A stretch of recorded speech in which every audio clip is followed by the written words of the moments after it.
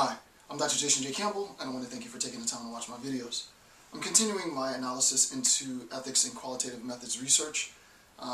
Today I'm in section 1.4 of the analysis. As you guys know, all you need to do is click the link in the description field. It'll take you to the PDF.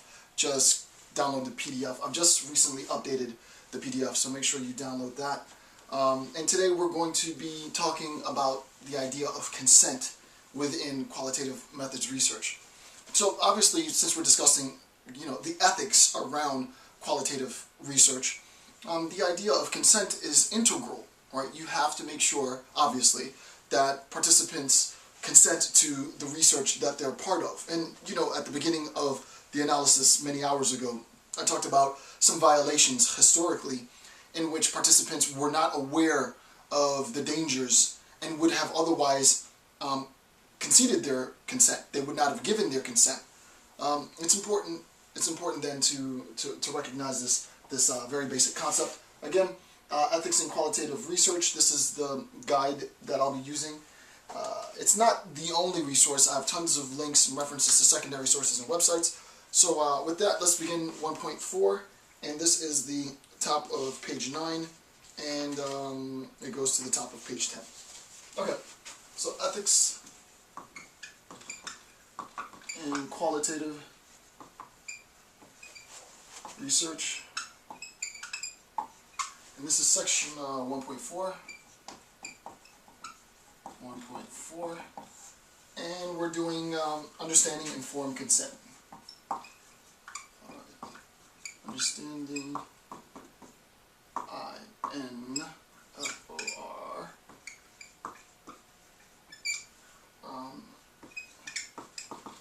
Okay, understanding that's like terrible handwriting. Understanding informed consent. So here's a quote from. Here's the quote that I want to discuss, and I'll talk about this in a second from the book. Gaining informed consent is problematic if it is not clear what the participant is consenting to and where participation begins and ends. Right? So gaining informed consent is problematic if it is not clear what the participant is consenting to. And the idea is actually very simple, right? We have, as researcher, in our relationship with our participant, researcher-participant, we have to establish consent. Part of this consent, however, isn't just with sort of this very trivial, I'm consenting to allow you to interview me, right? That's not exclusively the domain of consent. Consent, and this is important, consent is much broader than simply the acknowledgement from the participant that he or she is willing to be interviewed, right? That's not the domain, the scope of consent. It's far bigger than that. One thing that we recognize, is the researcher is going to have some findings. So based on the research at hand, the researcher is going to make some conclusions based on any number of coding overlap between various participants. The participant, in a sense, doesn't necessarily need to consent to the findings, but they have to recognize what's motivating those findings, what's motivating your research, right? So that's the question, right? What is motivating your, as researcher, what is motivating your research? Right? What's the point of the research? What's going on in the research? What are you attempting to do? Why do you need me?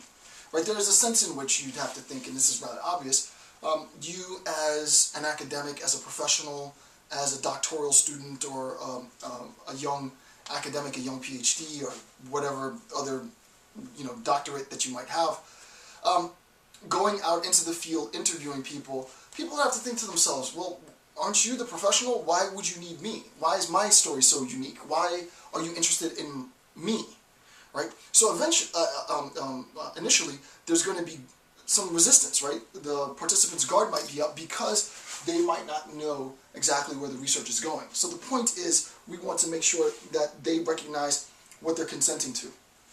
The next thing, too, after we recognize sort of the motivating factors, obviously, is the duration of the research, right?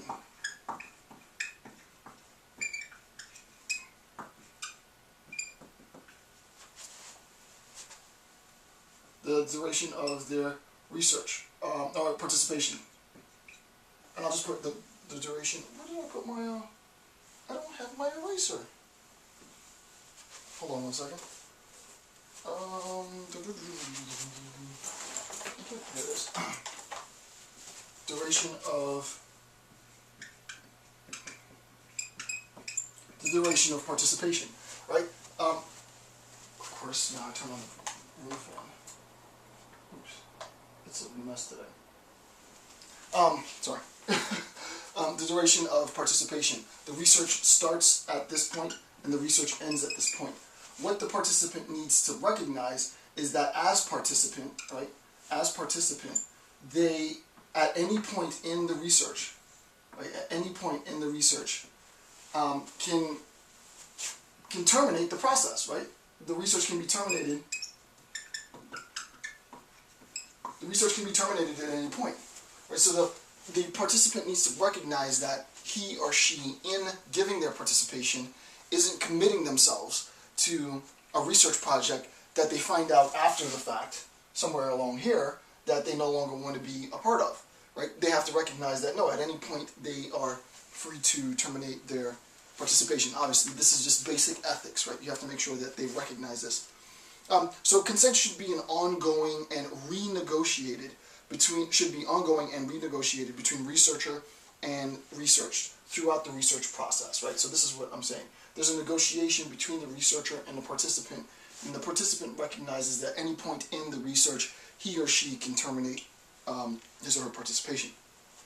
So the first point to address, which is important, is that the researcher should fully inform the participant with pertinent information necessary to make a well-informed decision, right? And this is very important, right? The participant cannot properly be said to consent to research if the participant isn't informed of the nature of the research. And if you flip back to, I think it was the first page, 1932 to 1972, the Tuskegee Syphilis study, though those participants in this research program probably participated willingly, consensually, to receive whatever vaccinations they thought they were getting, or we recognize after the fact that the intent, that the motivation behind the research was actually to infect them and to see the progression of this disease, right? So with respect to consent, as we see in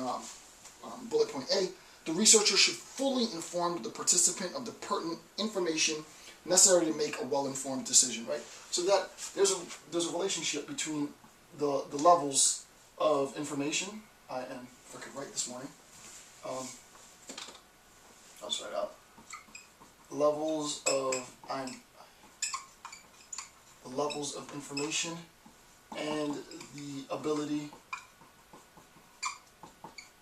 to make the levels of information and the ability to make a decision. The participant needs to have access to researcher information, right, in order to consent, right? The participant needs to access researcher information in order to be able to consent. The more information, pertinent information, that's disclosed to the participant, the better informed the participant. The better informed the participant, the more the participant will be able to consent without any type of coercion or force or intimidation.